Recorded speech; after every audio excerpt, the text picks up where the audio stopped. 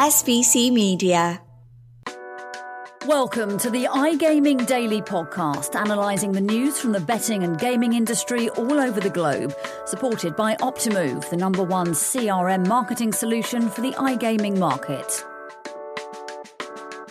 We just cannot escape conference season.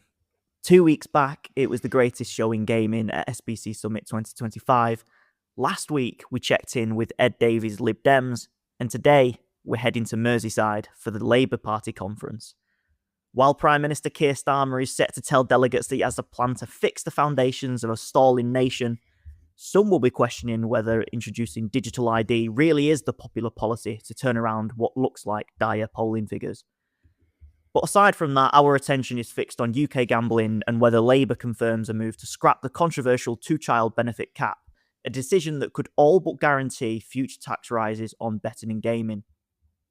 Welcome back to iGaming Daily, supported by Optimove, the creator of positionless marketing and the #1 player engagement platform. Are you heading to G2E? Well, if so, Optimove is hosting an exclusive sweepstakes industry breakfast. Get market insights and hear from some of the top names in the industry, and you can find out more on this can't-miss event in the description for this episode. I'm Charlie Horner, and jumping right into this one with me are SBC News editor Ted Orme-Claye and iGaming experts journalist Christian Lee. Ted, how's things? Do you have a nice weekend? Yeah, it was all right, thank you. I was in Nottingham for my dad's wedding, actually, as it happens. So yeah, quite eventful. And luckily that also meant that I missed the Forest game, which was there on at the same time, as I'm sure you were aware of, Charlie. Yeah, absolutely. I was also in Nottingham on Saturday for an equally cheery event. Christian, how are you? How's things? Yeah, I'm good, thanks. I was pretty locked into the Ryder Cup this weekend, so that took up most of my time. Brilliant, yeah, a spectacular win for Europe despite a US resurgence on the last day. But let's jump into the Labour Party conference, because that also kicked off this weekend, and we've spoken about it so much on the show in the last couple of months that there's so much speculation around the budget. But Ted, maybe to kick things off, are we reading a bit too much into this conference in terms of what news we can gather from it? Sort of yes and no, I think, because I don't think we're very likely to get any solid statements and policies outlined around gambling at this conference, simply because I think in the grand scheme of things, the Labour government has far bigger fish to fry regarding international politics, the economy, domestic politics, the immigration, and the battle against the growing reform movement. Really, yeah, gambling is probably not going to be front and center for them. I think what the party conference will be better at for us is kind of gauging where things indirectly might lead, if you see what I mean. I know we're going to talk about this more a bit, but obviously you mentioned the two-child benefit cap. It's been widely touted that gambling tax rises on gambling could be used to pay for that being scrapped as part of a wider measure to elevate childhood poverty in the UK, which is which rates of which have been growing quite a lot over the past couple of decades. So it's things like that, really. It's looking more at the indirect effects of policies that might be announced. But I'm not very confident that we're going to get, Reeves is currently doing, as we're recording this, Rachel Reeves is doing a speech, I think, at the conference. I doubt she's going to go straight up there and say, and by the way, everyone, here's our planned merger of the betting and gaming duties, or whatever. Anything like that is going to come in the budget. They're going to be focused on lots of other issues. I think what we can use this conference for is kind of to gauge what might come, but we're not going to get anything solid. Yeah, I mean, talking about gauging of things that might come, Christian, you broke the story late last week. I think it was 101 Labour MPs signing a letter to the Chancellor asking her to raise taxes on, I think it was online slots specifically. But could you just bring us up to date on this? What's the latest, and what does that tell us about maybe what's going to happen at conference this week? Yeah, so as you said, it was 101 Labour MPs, mainly backbenchers. It was led by Alex Ballinger MP and Dr. Becky Cooper. They're both part of the all-parliamentary group on gambling reform. And yeah, it was mainly on it was online gambling that was sort of in their crosshairs. They argued that the government should take a polluter pays approach to taxing online gambling, and he argued that online gambling in the UK faces a much lighter financial burden compared to comparative markets such as like the Netherlands. And what they're sort of doing is they're piggybacking on what Gordon Brown has said in the past, and also the Lib Dems at their party conference last week called for doubling of online gaming duty. And it's sort of around the fact that I think Alex Ballinger said that no child should grow up in poverty while gambling is so profitable. So they're arguing that by placing tax on the gambling industry, the funding should be directly ring-fenced for going towards tackling child poverty, such as removing the two-child benefit cap that we'll get onto later on in the episode. Yeah, I mean, in terms of tagging gambling onto another political issue, I mean, child poverty is certainly one of those that you struggle to argue against. I think it would take a pretty cold-hearted approach to not want to end child poverty, but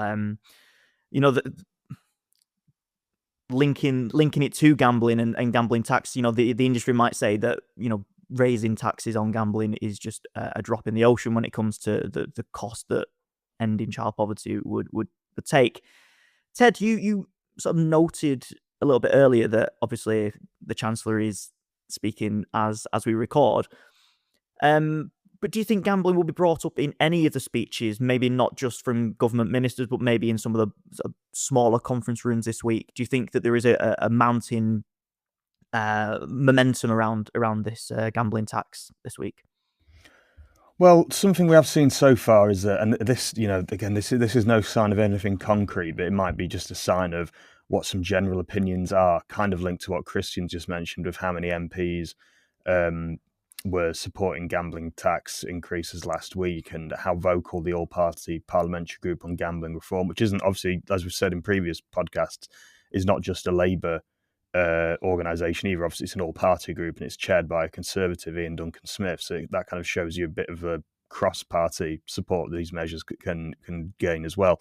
But yeah, specifically, regarding the conference, there have been some attempts to file motions to have certain issues discussed, one of which was gambling, as well as some ones around taxation and things like that link in with this. The gambling motions were rejected, so there's not going to be anything like, there's not going to be a huge, big addressing of gambling as like a centre issue at the conference, because, as we said earlier, they've got lots of other things to discuss. But that does show you that there are clearly people in Labour. It's probably a lot of those MPs who we mentioned earlier, 101, were probably involved in some of the motions here around gambling to discuss that. It shows you that there's a lot of voices around this within the party who are going to carry on putting pressure on the government, who want to see reform go further than the Gambling Act Review White Paper, who are concerned about advertising, who are concerned about the prevalence of betting shops and in particular adult gaming centres, like slot machine centres basically on the high streets. They want to see more local powers to combat that. So there's definitely voices there that are seen in these motions, which, even though they were rejected, obviously the fact that they were there just shows you where some of the wind might be blowing, I guess. What we've seen so far, I mean, I had a bit of a look over the agenda. I think Lucy Powell spoke yesterday, I think, on a panel. But from what I understand, I don't think she mentioned much about gambling. I think they were discussing other sort of things. But yeah, as you said, Charlie, these conferences are very wide-ranging. There's lots of smaller sort of discussions and debates going off on the sidelines. All of the APBG member MPs will probably be there. There will be discussions being had around that. So yeah, even though it might not take centre stage, we're not going to see Starmer or Reeves say anything solid about gambling at this event. The conversations will be going on 100%. Mm-hmm. Yeah, I mean, they might be in the fringe events, like you say, Ted. I mean, I can't imagine Keir Starmer is going to announce a new gambling tax rate during his big flagship speech, which will close the conference. So I think we can park any idea that we're going to get any concrete policy out of this. But we have alluded to the two-child benefit cap as being somewhat linked to our sector, particularly because of this framing that has been portrayed in the media and from what Gordon Brown has said and this letter. Christian, what should we be looking out for in Keir Starmer's speech then? And why is the two-child benefit cap such a focus of attention for UK gambling? I think, as Ted mentioned earlier, it's not a case of we're not expecting him to say anything direct. It's more what we can read between the lines. So I think the two-child benefit cap will definitely be at the forefront of his speech, just because, as you said in your intro, there's a lot of mounting pressure on Starmer at the moment. He's definitely not polling very well. So if he could come out and make sort of like a headline-grabbing announcement that they're getting rid of the two-child benefit cap, it should garner a lot of positivity among the public who, as you know, like you said before, anyone who's attempting to tackle child poverty, you can't really decry them from that, whichever side of the political spectrum you're on. And then gambling and child poverty have somehow become sort of linked together. So I think if he does say that, then it is that final nail in the coffin that we should expect gambling tax rises.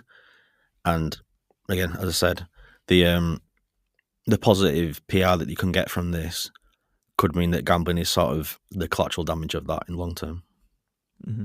Well, ahead of Rachel Reeves' speech today, she did do the media round and she was on the Today programme this morning with the BBC, and she did talk very briefly about the two-child benefit cap. She said, we will reduce child poverty, but we've got to make sure the numbers add up and people can trust me to ensure that always happens. So she's kind of skirting around the issue and saying, well, can you all just wait to the budget, please? And talking about waiting, give us a couple of minutes and we'll be back after our ad break and we'll continue this discussion. SBC Leaders connects the gambling industry's top-tier operators and associations to share the best ideas, collaborate on solving the biggest issues, and push innovation throughout the betting and gaming industry.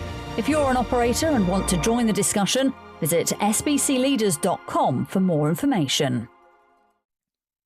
Welcome back to iGaming Daily. I said before the break that we're going to have to wait until the budget ultimately to find out what happens with this, and there will be no settlements this week. But what are the latest assumptions by the sector on the budget, and what actual tax measures do you think will be implemented? Ted, what are you hearing?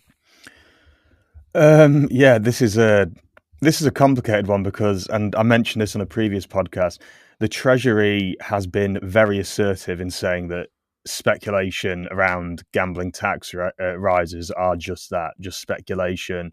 They made that statement on the same day as there was those horse racing strikes, which was obviously a very unprecedented move that the sport took in protest of what it believes will be a hefty tax on its own activities.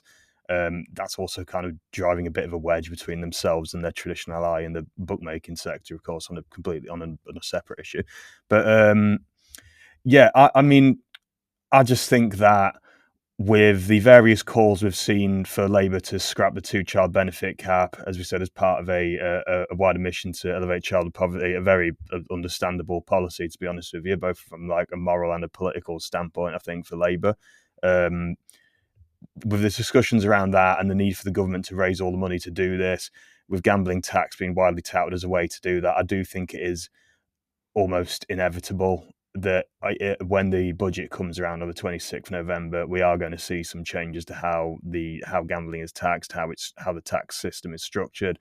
I think, the most likely outcome is going to be a merger of the three types of betting duty. Was it general betting duty of 15%, pool betting duty of 15%, and remote gaming duty of 21%. Perhaps there'll be a bit of leeway for horse racing in there because I think the government is a bit more receptive to the fact that horse racing is obviously a sport. It's got quite a lot of cultural heritage. It's very deeply connected to the rural communities, which, even though those aren't historically Labour's sort of heartland, I think the government will probably want to keep a bit of like community engagement in there and recognise the interconnectedness there. But I think overall we should expect some tax rises, particularly on maybe just some of the largest operators at least, when the budget comes around. As much as the Treasury is saying that this is just speculation for now, it seems they're getting backed into a corner on that one with their objectives and what they need to do to achieve those. Mm-hmm. And look, I want to open this up to both of you, Ted and Christian, but you've both been covering earnings calls for Q2. We'll very soon be hearing from gambling CEOs as they start to publish their Q3s in the coming weeks. Do you get the sense that leadership are kind of preparing for the worst case scenario in terms of these tax rises, and that it might not just be the pooling of the 3 taxes, but it's those higher tax rates could be even higher? Christian, maybe come to you first. I think they have to do is, like any business, you've got to prepare for every sort of scenario at any moment. And I believe both Flutter and Entain tax rises in the UK were mentioned as part of their investor calls for Q2, and it's something that they have experience with if they're in different markets across Europe, because Europe has seen similar tax rises. For example, in the Netherlands, where those tax rises at the start of the year and also planned tax rise in the start of next year, which I believe the Dutch market was name-checked by both companies as an example of where perhaps tax rises haven't had their desired effects, because in the Netherlands, tax revenue has actually decreased following this tax rise. So that's something that Rachel Reeves potentially should take note of before making any decisions. But like I said, any business, they got prepared for this scenario. They'll be aware that about the inevitability of the situation at this point. So I believe that it's more a case of they'll be trying to mitigate the financial implications as much as possible. Mm-hmm. And Ted, in that letter that Christian reported on last week, there was mention of, New York's tax rate of 51%, Pennsylvania at 36%, others that are in the 30s and 40%. Is there something that you're sort of thinking that leadership might be, preparing for in a worst case scenario as well? In a worst case scenario, yeah, I think obviously, as Christian said, any smart business will plan strategically for any potential changes, even the more unlikely ones. You've got to factor that in, especially the publicly listed companies, because obviously they've got the shareholder dividends and margins and all sorts to consider. But I think the key word that you mentioned there is worst case scenario. I think something like the New York and Pennsylvania style of things of very, very high tax rates, I don't think that will happen. But I think we are going to see something. I don't think we'll fully see it to that extent, because the government does also, I think, recognise the industry's economic contribution, that they don't want to completely wipe that out. And they also kind of recognise the interconnectedness between betting and sport, and the sports sector is something we've seen the government, the Labour government, want to try and invest in a lot more as well, and see that continue to make a contribution to the British economy. So I don't think they'll go as far as some of the tax rates we've seen in the US, but we are going to see something, I think. Mm-hmm. Christian, you mentioned that the Netherlands was mentioned as a bit of an example. I will just read a brief excerpt of something that Gronje Hurst, the CEO of the Betting and Gaming Council in the UK, wrote over the weekend. And she talked about the Netherlands, actually. She said, "We only need to look towards the Netherlands to see this playing out right now. They lumped tax on online gaming to 34.2% in January. It directly led to a 25% decrease in gross gambling revenue and a tax shortfall of 200 million euros. We need balanced regulations, a stable tax regime, but not more uncertainty. The Chancellor faces many pressures. She needs solutions, but hitting punters with more taxes won't solve anything." So I guess from that, we can take that there's going to be lobby, and there's going to be the counter arguments made in the next few weeks. Do you feel that there are any sort of other factors that could impact or reset the budget this late in the game, as the I'd imagine the Treasury are putting their final dotting the I's and crossing the T's in the next couple of weeks? Do you think there's anything that anyone can do to reset this budget? Unfortunately for the industry, I'm not sure there is at this point. You said the word pressures, and we know that both Starmer and Reeves are under significant pressure, and it feels like they're getting a lot of bad press sort of in recent months. So I think, rightly or wrongly as well, for the general public, betting, and especially online gaming, is seen as an extremely profitable industry that many believe isn't taxed as high as it could do, or many believe that there's a lot of room to boost taxation. So when Reeves takes the pressure that she's under into account, gambling may be seen as an easy target that will curry favour with voters and also, in theory, provide an economic boost. But as we've seen with the Netherlands, that may not be the case. And Ted, where do you see the external pressures coming from? Just sort of to build on what Christian said there to start with, I think Christian's right. I think the wheels are kind of in motion for this to go ahead. External pressures. I mean, Labour are obviously that people over the past few years in this country are facing a lot of economic challenges, huge problems of costs of living. This is something that Labour has been saying that it's wanted to address for a long while, and scrapping things like the 2-child benefit cap is something that would predominantly help a lot of working people in this country who are traditionally Labour's supporter base and are also the supporter base that is increasingly moving to the Reform Party, because I think people feel that they've been let down by the Conservatives over the decade or so they were in charge. People have now turned to Labour. The situation isn't really improving at the moment, at least, and Reform offers that alternative. I think Labour are trying to play a bit of a long game with this and think, right, if we scrap things like the 2-child benefit limit, we do things that are going to put more money in people's pockets, because ultimately people vote based on their pocket, don't they? It's like that old quote from the Bill Clinton administration of it's the economy, stupid. People vote based on how they're financially doing. So I think maybe Labour are hoping that by doing things like this, when the next election does roll around in a couple of years' time, the situation will have improved for ordinary people, and they'll be less likely to vote for the emerging Reform Party. And if they see raising taxes on gambling as a way to achieve this, I think that's, for them, it's I understand why they see that as quite logical. You see what I mean? I don't think there's much more. Just off the top of my head, I don't really know what other lobbying can be done other than what the industry is already doing, and maybe just try and soften the blow and make sure that they maintain a good relationship with the government, regardless of these forthcoming tax rises, to make sure that regulation continues going in the right way, to make sure that the industry, despite this new financial burden it's going to get, continues to remain sustainable and can try and build up a better public image after a couple of years of that being rocked by a couple of different things. Yeah, absolutely. I think that's a great place to leave it. Thank you very much, Ted and Christian, for your valuable insights and opinions. And thanks to the audience for listening to today's episode of iGaming Daily. We'll leave some links in the description to Ted and Christian's coverage of these storylines.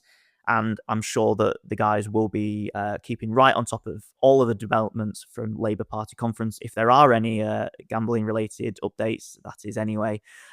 Thank you very much again for listening, and do join us tomorrow for another episode of iGaming Daily to keep up to date with the latest global gambling news. Thank you for listening to today's iGaming Daily podcast, supported by Optimove, the #1 CRM marketing solution for the iGaming market. If you want to find out more about some of the subjects raised today, feel free to explore any of the sites in the SBC News network, or check out the latest edition of the SBC Leaders magazine. Happy reading.